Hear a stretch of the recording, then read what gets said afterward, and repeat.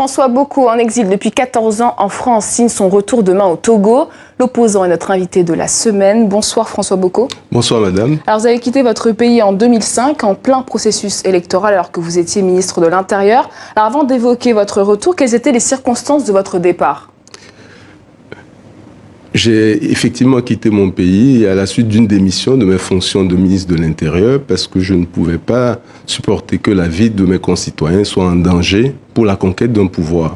Et donc à la suite des informations précises que les services de renseignement qui étaient sous ma responsabilité m'ont mis à disposition, j'ai pris la décision de proposer au président de la République par intérim la possibilité de surseoir à un processus électoral chaotique qui mettait en danger la vie de mes concitoyens. Je n'ai pas été suivi, j'ai été mis en minorité. Face à cela, j'ai tiré les conséquences de cette mise en minorité et j'ai démissionné. Puis après, vous avez été exfiltré par les Américains et les Français. Alors vous rentrez demain après 14 ans d'absence. Comment appréhendez-vous votre retour ? Je suis animé par un sentiment de joie. La joie de retrouver la terre de nos aïeux, comme on dit, mon pays natal, de retrouver les miens. Mais quelques appréhensions tout de même, il ne faut pas le nier. L'appréhension de l'inconnu, la peur de l'inconnu, ça fait quand même 14 ans. Néanmoins, je préfère savourer mon plaisir. Et vous ne courez aucun risque d'emprisonnement ? Le président Faure Gnassingbé vous l'a assuré personnellement ? Que vous ne serez pas emprisonné ? Aucune procédure n'a été enclenchée depuis 2005 contre ma personne. Du reste, j'ai mandaté des avocats, mes conseils, qui sont allés sur place. Alors, selon des médias togolais, une plainte aurait été déposée en 2005 contre vous par l'état-major des armées togolaises pour avoir déserté. Fausse information, vous infirmez ? Mon avocat, qui est actuellement au Togo d'ailleurs, a parcouru les autorités judiciaires, les autorités militaires, et à sa connaissance, aucune plainte n'a été déposée contre ma personne. Et de toutes les façons, si plainte il y avait, vous savez que le Togo est lié avec la France par une coopération judiciaire qui a un cadre précis. J'aurais été interrogé, il y aurait eu des commissions rogatoires pour m'interroger. Donc je pense que là, il y a du bluff, des intimidations, des menaces. En tout cas, c'est ce que mes avocats qui étaient sur place ont conclu. Et quel est l'intérêt aujourd'hui pour le pouvoir de vous laisser rentrer au Togo ?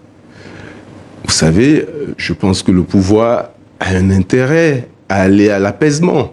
De toutes les façons, la décision que j'ai prise, la grave décision que j'ai prise de rentrer dans mon pays après 14 années d'exil n'est pas le fruit d'un hasard. Cette décision a été motivée et fait suite à des discussions par émissaires interposés entre le chef de l'État et moi-même. Le chef de l'État m'a dépêché et m'a fait l'honneur de me dépêcher 3 émissaires pour me proposer un retour sécurisé.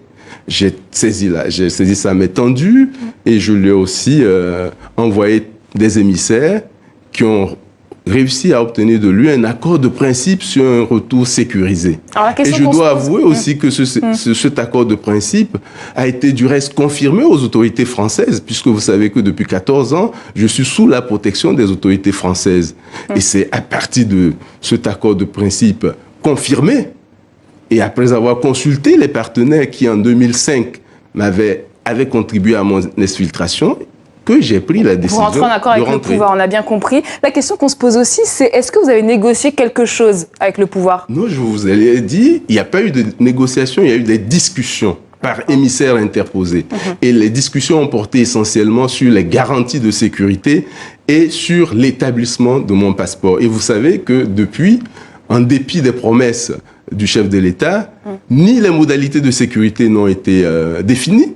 Le ministre de la Sécurité a refusé de recevoir la délégation d'émissaires. L'avocat qui était sur place depuis toute la semaine n'a pas été reçu. Et le passeport n'a pas été établi, tout simplement parce que le certificat de nationalité que j'ai déposé, que mon avocat a déposé, n'a pas connu une suite favorable jusqu'à présent. Néanmoins, ce sont des détails. Pour moi, on va justement revenir au calendrier. Vous rentrez 1 an pile avant la présidentielle. Est-ce que vous serez candidat en avril 2020 ? Il est trop tôt. 2020, c'est demain, mais c'est encore lointain. Il est trop tôt pour dire si je serai candidat ou pas. Mais je dois dire qu'en ce qui concerne la question de servir mon pays, je ne veux rien m'interdire.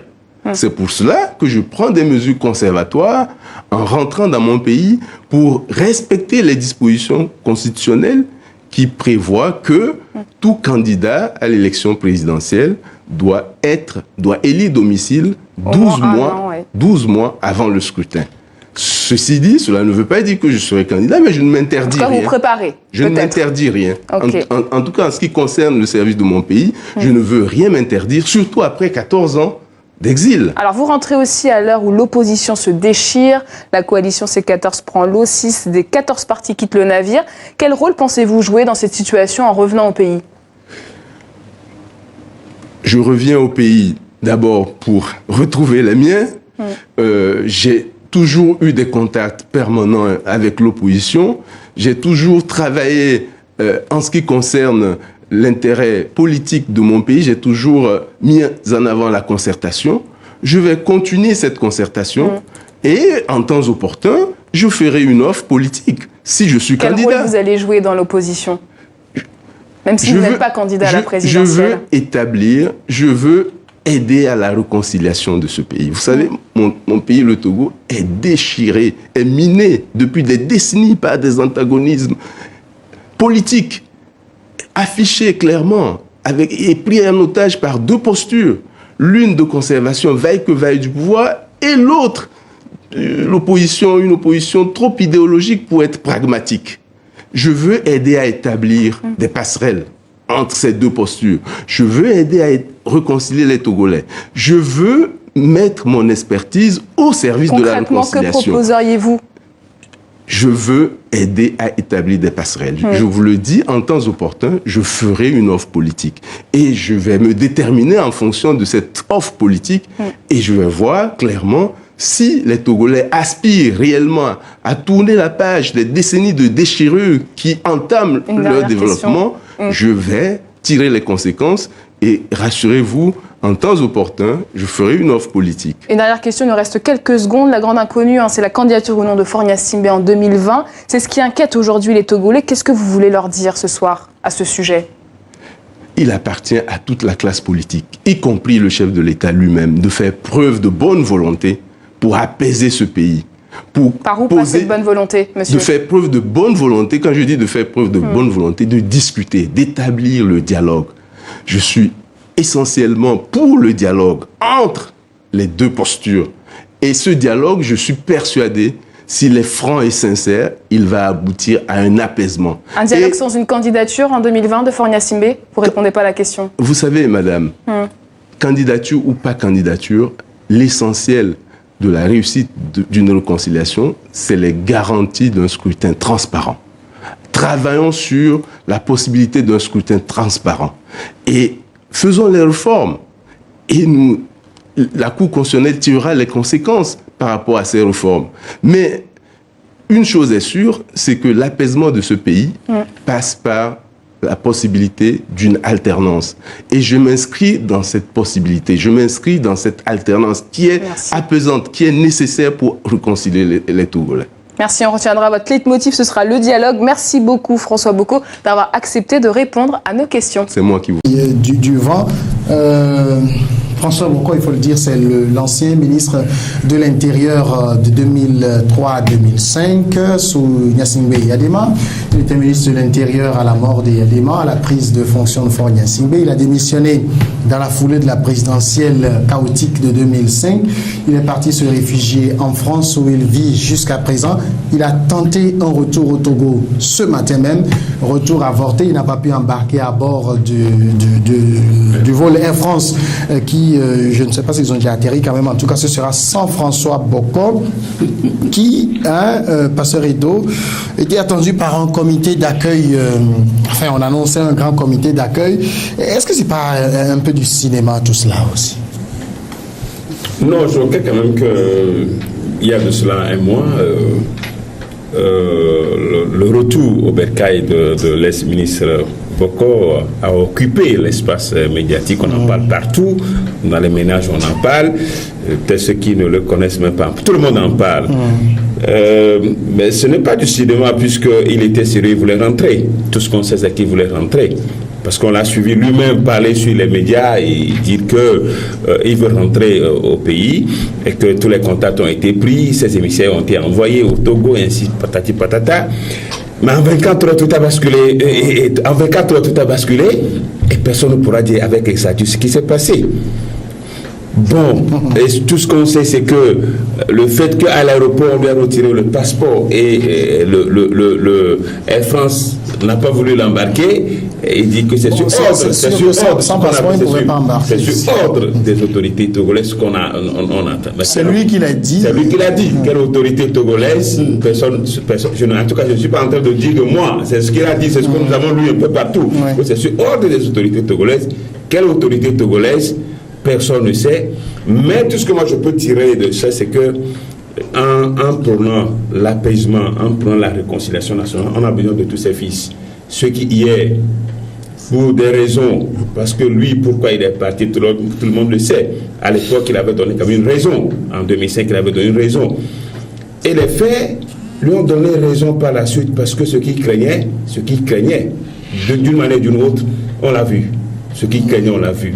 Donc, on ne peut pas prendre ce citoyen aujourd'hui comme étant un malfaiteur ou bien quelqu'un qui est indésirable, qui n'est pas la bienvenue dans son pays. Parce que si le contraire de ce qu'il avait prévu, hein, ce qu'il voyait, si le contraire s'était passé, bon, on pourrait le dire qu'il a servi, il n'était pas dans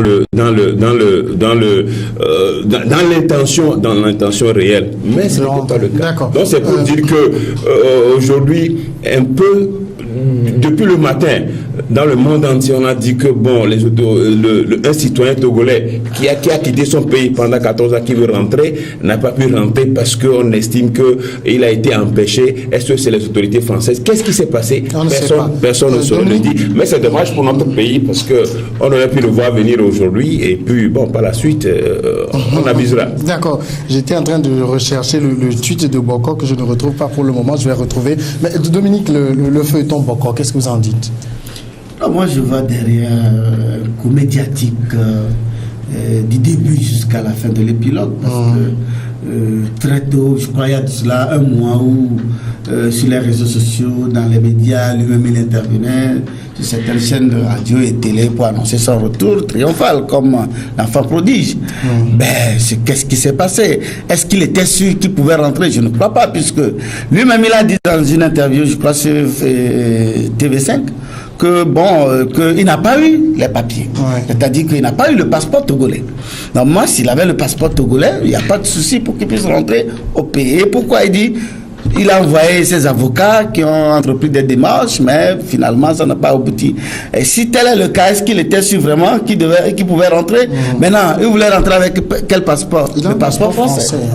Bon, c'est vrai que le passeport avec le passeport, normalement, il doit avoir le visa. Est-ce qu'il a à le prendre le visa? Avec le passeport français, il ne peut pas rentrer. Non, je dis, c'est ce que je suis en train d'expliquer. Est-ce qu'avec le français passeport, il pouvait rentrer? Normalement, il y a deux choix. Soit il va à l'ambassade pour prendre le visa, ou il arrive à l'aéroport et on lui donne le visa. Maintenant, qu'est-ce qui a pu bloquer? Je crois que, quand on dit François Boko n'est pas n'importe qui. Il a été militaire.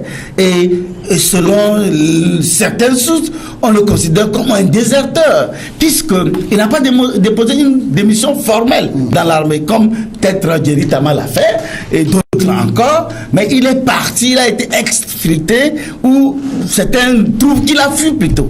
Les déserteurs, il y en a eu beaucoup dans la Si, tel est le... Non, mais justement, lorsqu'un déserteur rentre, il fait des négociations. Il dit, dans son interview que j'ai suivi, que le chef de l'État lui a envoyé 3 émissaires. Mais si vraiment le chef de l'État lui a envoyé 3 émissaires, alors pourquoi ces avocats, il dit au même moment que ces avocats n'ont pas été reçus? Alors là, c'est paradoxal. Est-ce que véritablement le chef de l'État lui a envoyé des émissaires? Je ne crois pas. Moi, j'ai demandé. On m'a dit non, en aucun cas. Peut-être c'est des initiatives de certaines personnes qui ont voulu échanger avec lui pour voir. Parce que si le chef de l'État lui envoie des émissaires, alors si lui il envoie ses avocats ici, mais facilement il doit les recevoir puisque c'est lui-même qui a envoyé. Donc, tel n'est pas le cas. Donc, je crois que lui-même il savait qu'il ne pouvait pas rentrer. Mais il a essayé de faire un peu du buzz puisque aujourd'hui, sur tous les médias, au Togo comme ailleurs, on parle de retour à voter de François Boko. Je crois qu'il a voulu cette situation et ça fait partie du... Il était prêt à embarquer. D'accord, oui. Il savait qu'il ne pouvait pas aller. C'est quoi? C'est de la com? C'est quoi? Alors, bon, j'étais en train de me demander par quel bout je vais prendre le morceau.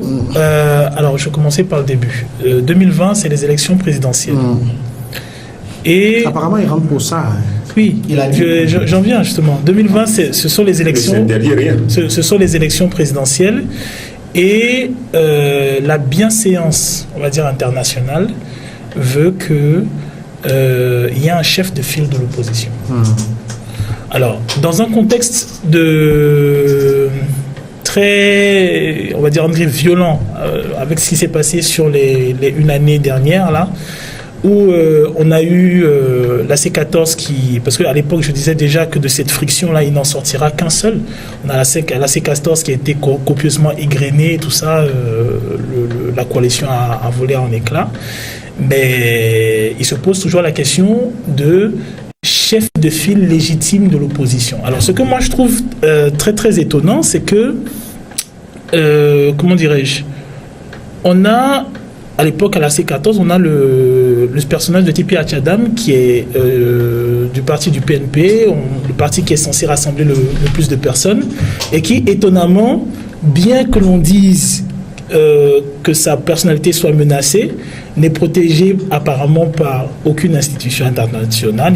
On ne l'a pas infiltré, il n'est pas en Europe, on ne parle pas d'ambassade et tout ça, ce dont a bénéficié M. Bokor. M. Bokor, quand il y a eu ce tour, on dit oui, voilà, il est protégé par la France et par les ambassades qu'il est parti, ainsi de suite et tout ça. On sent que voilà, il y a des tractations qui se font.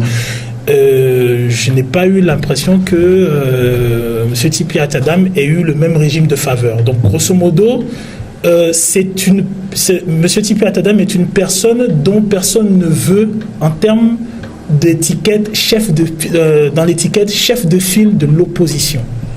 C'est c'est le constat.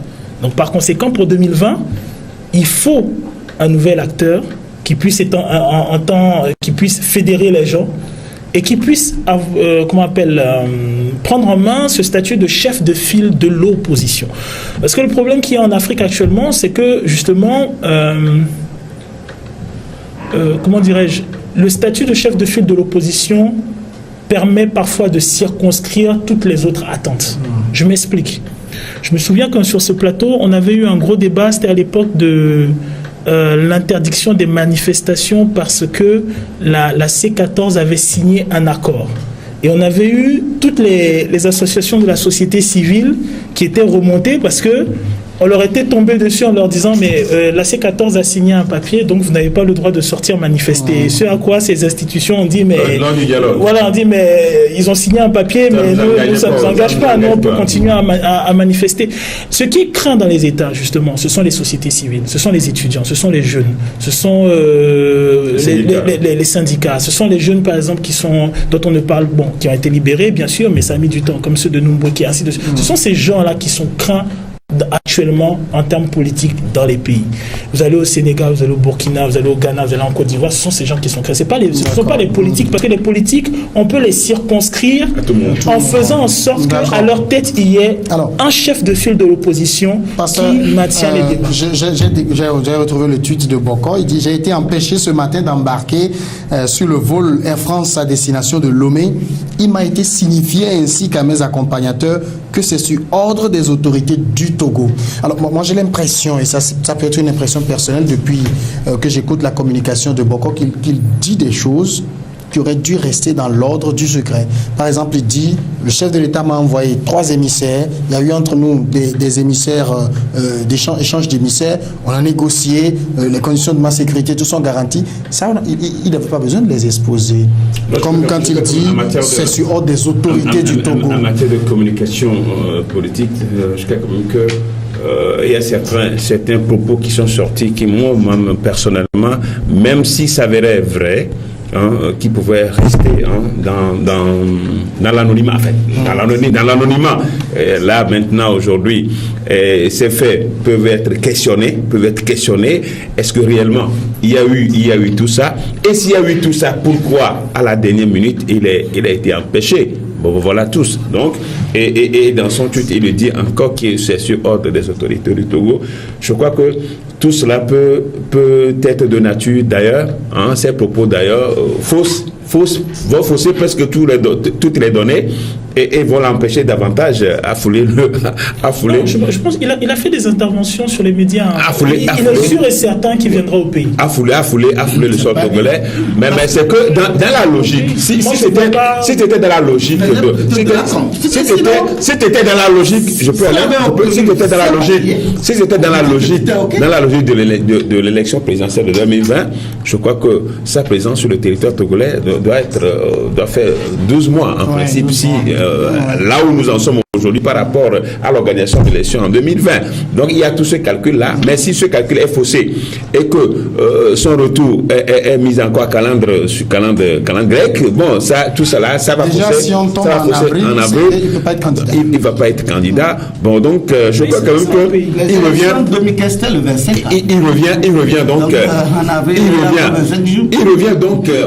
Oui, égard à tout ce qu'il a dit, en prélude à tout ce qu'il a dit, il revient au gouvernement togolais de communiquer sur tout ce qu'il a raconté. S'il estime que tout cela est vrai, il va falloir qu'on attend quand même que du côté du gouvernement qu'on puisse démentir tout ce qu'il a dit pour que le gouvernement togolais ne reste pas dans l'accusation. Parce que là, Dominique, le sens de ma question, c'est-à-dire François Bokon, ancien ministre de l'Intérieur. Quand on a occupé ce niveau de responsabilité et quand on va sur les médias dire un certain nombre de choses, est-ce que ça se dit? En réalité, non. Il n'a pas pensé à ce droit de réserve eu égard à son titre. Mais je crois qu'il se dit qu'il veut mettre tout sur la place publique, histoire de déshabiller l'adversaire. Peut-être c'est dans cette posture qu'il est. Il a dit quelque chose de grave. Oui, par exemple, lorsqu'il dit les autorités togolaises m'ont empêché de rentrer, c'est curieux. Puisqu'il est embarqué en France. Et c'est avec un document français. Donc, ce n'est pas un document togolais. Ou on pouvait dire que l'ambassadeur, ou bien on pouvait prendre un décret pour annuler le document. Personne ne peut, aucune autorité ici ne peut annuler son document de voyage, sauf les Français. Alors, mais il laisse les Français de côté, il s'attaque aux autorités togolaises ont le pouvoir d'interdire oui, mais qu'il embarque, qu'il arrive et qu'on voit l'interdiction. Moi, je trouve l'interdction. Non, mais attends, est-ce que Air France vous a signifié qu'ils ont reçu une demande ou bien ils ont reçu un message venant du gouvernement disant que si ce gars est dans ce pôle, il ne sera pas. Non, en tout cas, personne ne sait. S'il lui dit que les autorités togolaises vont empêcher d'embarquer sur Air France, ben, qu'ils nous disent comment. Moi, je trouve que quand il intervient sur les médias, je pense qu'il fait quand même, il fait bien la scission des choses. Il dit bien, j'ai eu des garanties du chef de l'État. Mais justement, ça à part. Et puis maintenant, il dit bien, à part que non, que oui, c'est plus, on a l'impression qu'il pointe plus des, comment dirais-je, des conflits internes, c'est-à-dire dans le sens où il dit, voilà, j'ai envoyé chez le ministre, j'ai envoyé mon avocat, tout ça, il pointe du doigt, il pointe du doigt. Ce qui a été fait. Voilà. Il veut dire que le chef de l'État lui a envoyé des émissaires. C'est ça. Ils se sont entendus, mais quand ces avocats sont venus maintenant, les collaborateurs du chef de l'État refusent de s'exécuter. Voilà, mais quand on écoute son intervention à TV5, et on sent bien qu'il dissocie le fait de mettre le chef de l'État dans le problème qu'il a actuellement. En tout cas, c'est très clair. Moi, je me pose une question, au fait. Face à la situation, à qui profite le crime? Mais beaucoup plus à la C14. Puisque il a dit... Le crime, qu'est-ce que tu as fait par crime? Non, attention, c'est une expression. À la C14. Je n'ai pas dit qu'on a tué quelqu'un. Et pour cause. Boko a été un acteur majeur dans la création de la C14. Et curieusement, la veille de son arrivée, la C14 se casse et se brise. Et les gens se cherchent dans la C14. Alors qu'est-ce qui a pu se passer entre temps? Lui, l'architecte de la C14. Est-ce que c'est lui qui est à l'origine de cette fissure de désintégration de la C14? On n'en sait rien, mais ce qui est clair, il a dit dans son interview de France 24, de TV5, tu es sûr qu'il est l'auteur de la création de la C14? Pas de posture. Il y a une conservation vaille du pouvoir et opposition aussi, toujours trop idéologique, trop pragmatique. Voilà. Donc ça veut dire qu'il se voit leadership de cette opposition. Puisque ce n'est pas il se voit en alternative. Justement, en alternative à l'opposition. Donc c'est cette opposition qu'on n'a pas aussi envie qu'il vienne. Mais c'est ça. Mais il n'a pas les moyens de l'empêcher aussi d'agir. C'est ce que je dis. Si l'opposition n'a pas les moyens de l'empêcher, mais le gouvernement aussi n'a pas les moyens d'empêcher quelqu'un qui voyage avec un passeport français, un passeport togolais. Il y a un aspect que Dominique avait évoqué tout à l'heure.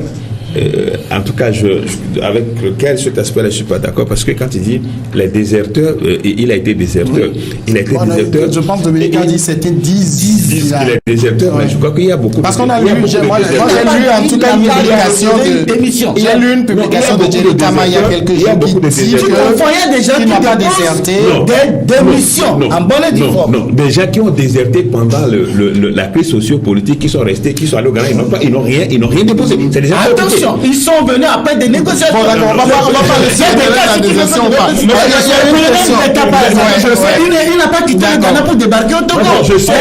Même le colonel Bitenewe, il n'a pas quitté le Niger où il était pour débarquer ici. Il y a eu des discussions. Des négociations. Donc on parle, il y a des négociations. Alors maintenant, si on permet cette question, c'est que les négociations. Mais c'est le même titre que ces émissions sont venues dans les affaires. Alors maintenant, moi je sais pas. François Bokor, pourquoi on n'a pas alors les papiers? François Bokor dont nous parlons, je dis il est militaire. Est-ce que vous pensez honnêtement que s'il voulait rentrer, il ne pouvait pas rentrer? Bon, alors, voilà, ça c'est. Non, en fait, personnellement, je ne maîtrise pas trop ce que disent les textes au niveau de l'armée togolaise. Ce qui est vrai, c'est que le Togo a une armée puissante. Oui, il viendra comme Rambo. Non, en fait, ce que je suis en train de dire. Je suis en train de penser. Ce que je dis, c'est que. Non, attendez, je vais expliquer ma question. Non, je ne dis pas en tant que militaire. C'est-à-dire, il est militaire, il connaît les rouages, il peut. Ça, c'est ce retour-là, je peux le dire, c'est exubérant. Il pouvait prendre d'autres voies et rentrer tranquillement dans son pays. Un peu incognito. Moi, je dis, c'est-à-dire, le militaire qu'il est, s'il utilise cette stratégie militaire, moi j'ai vu Moïse Katumbi venir jusqu'à la frontière de, soit c'est la Zambie ou quoi, avant d'être stoppé là-bas. Bon, j'ai pas eu l'impression, en écoutant l'intervention de François Bokor, que c'est quelqu'un de radical. C'est quelqu'un qui s'oppose en alternative, qui est limite, on pourrait dire, en griffe centriste. Dans le sens où il pointe la radicalité de l'opposition et le fait que le conservatisme il se voit modéré. Voilà, il se voit modéré. Donc par conséquent, dans modération. Non, qu'est-ce qu'il a dit? En tout cas, moi pour l'intervention que j'ai écoutée, je n'ai pas la sensation que c'est quelqu'un qui je n'ai pas la sensation que c'est quelqu'un qui remet en doute le fait qu'il puisse rentrer au pays. Il n'est pas bataguer. Je pense que il a pointé d'une certaine manière le ministre de l'Intérieur, qui lui aussi est militaire. Donc voilà, là on rentre dans des subtilités. Oui, de la sécurité, qui lui aussi est militaire. Donc c'est là qui se connaissent. Voilà. Donc c'est là où on rentre dans des subtilités. Là aussi, Quand je dis que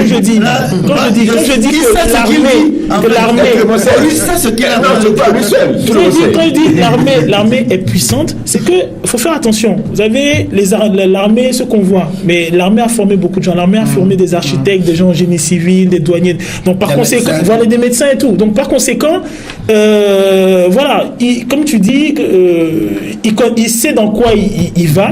Et ben ceux qui sont ici aussi, bon voilà, il n'a pas c'est ça parce que vous avez les informations parce que quand il dit par exemple que son avocat n'a pas pu rencontrer le ministre. Je ne sais pas, moi, depuis quelques jours, je lis que le ministre n'est pas à Lomé, qu'il est dans son savane. Je ne sais pas s'il devait se déplacer ou s'il est déjà à Lomé. Je ne sais pas. Non, il y a quelqu'un qui doit assurer la série.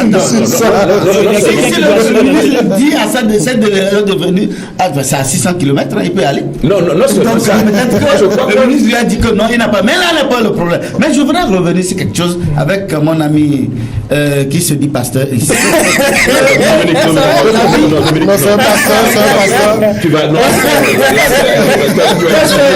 être sérieux. Ce que j'ai dit ici. Non, je ne m'attaque pas à toi.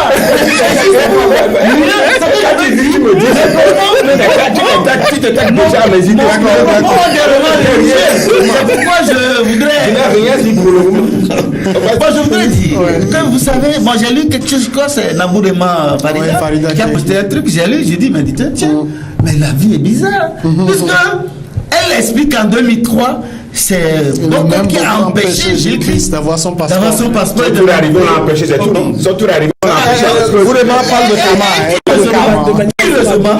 Lui aussi se trouve dans la même situation. Qui pouvait l'imaginer en ce moment où il interdisait à Jésus-Christ de venir, que lui-même va se retrouver dans cette Finalement, ce qu'il faut faire, il faut faire. Il faut faire du bien. Il faut faire du bien.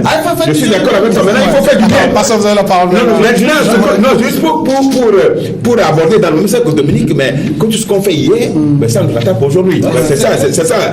Et dans ce sens précis, non, c'est pour dire quand même que, avec tout ce qui s'est passé, c'est vrai quand même qu'on est conscient que ce soit les mesures, les démarches diplomatiques, les démarches qui ont été faites pour que le retour de Boko soit quand même une réalité, ça n'a pas pu être fait. Mais quand même, il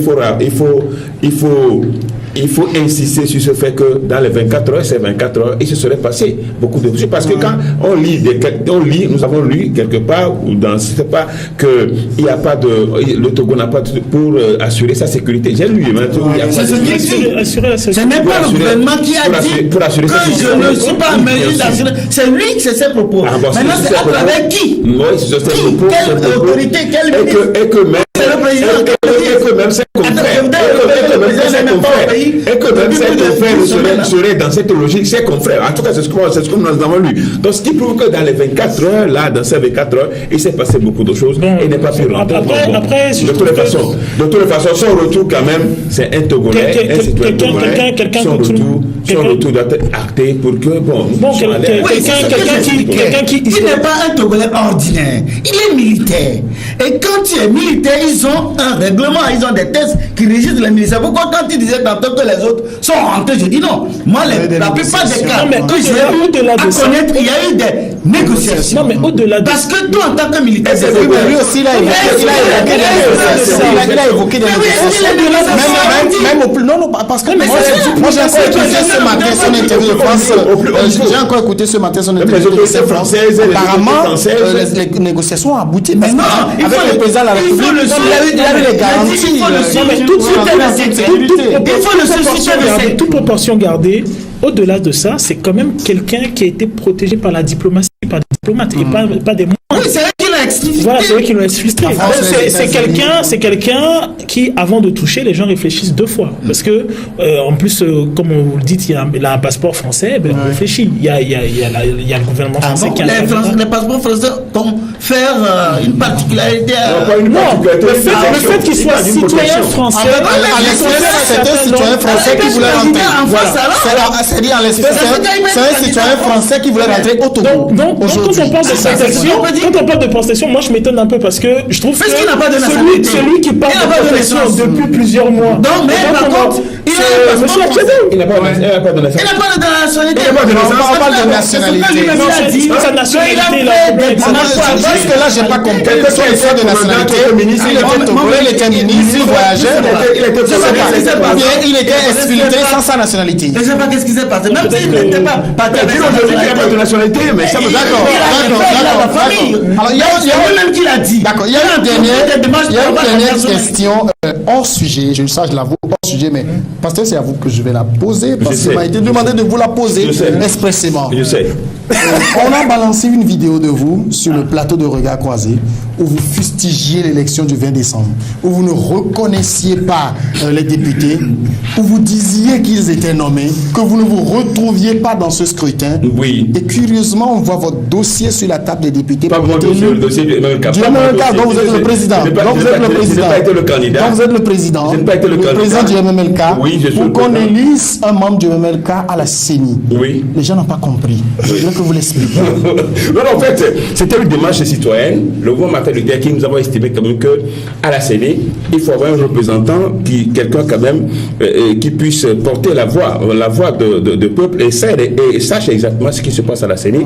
Nous avons décidé au bureau du mouvement Martin Luther King, nous avons envoyé un dossier au poste de la CENI, à la CENI, au sein de la CENI. Mais il s'est fait de que l'Assemblée nationale pour être il s'est fait comme n'a pas été élu. Mais ça ne vous a pas semblé contradictoire? Non, pas du tout. Que vous disiez que nous ne nous reconnaissons pas dans cette députée. Les dossiers ont été déposés à la CENI d'abord. Bizarrement, Les dossiers ont été déposés